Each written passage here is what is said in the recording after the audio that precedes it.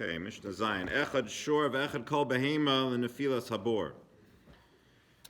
So, it's not just an ox, but really any animal that falls into a pit. All the laws that we've been learning about, mostly in this parak, about an animal that falls into a pit and the damages, etc., so that it doesn't just apply to an ox, which is mentioned in the Torah, but any animal, your pet chicken or your pet cobra or whatever, your hamster falls into, it's also going to be part of the damages. Not only that, but in regards to other halachas that apply to animals. Lafrashas harsinai.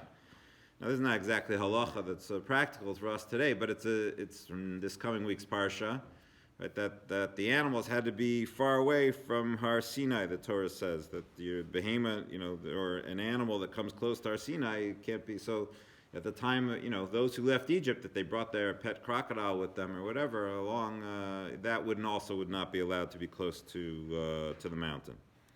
Usashlume chayfel, also in regards to paying double, meaning if it's stolen, if your animal is stolen, so it says mishor vad chamor in the pasuk, from your ox to your donkey, but it really means any animal. Ula shavas aveda, also the Torah tells us if the ox or the donkey of your fellow is gone astray, that you have to return it. Lefrika, also in regards to unloading, meaning if you see the animal, the Torah says even if you see the animal of your enemy that's overloaded with stuff, so you have to relieve the animal, you have to take the load off. So even if you see the overloaded chicken or hamster or whatever, you have to do the same thing.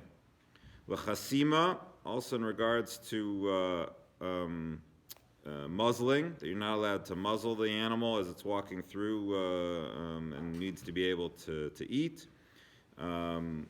Likilaim, also in regards to mixing animals, in regards to breeding different species of animals together, you're not allowed to do that. According to some, it also means that you're not allowed to, it says you're not allowed to put a shor and a chamor next to each other and to use them to plow together. So you can't put two different types of animals together as well. According to some, that's a Torah level violation. According to others, with other animals, it would only be rabbinic, but the Mishnah includes Ula Shabbos. Also in regards to Shabbos, you have to rest your animal. You're not allowed to work your animal on Shabbos, so too that would be by other animals as well. V'chein chayav ha'of kayotze behen.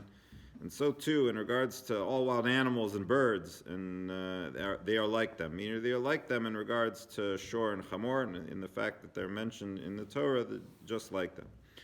So im kain lama nemar shor or chamor. So why does it say in the Torah an ox or a donkey? What's that coming to tell us? Ella shadibra kasav bahoves, the Mishnah says. It talks about the normal situation. The normal work animal is an ox or a donkey, but it comes to include all of your animals, your work animals, your pets, etc. They're all included in these halachos.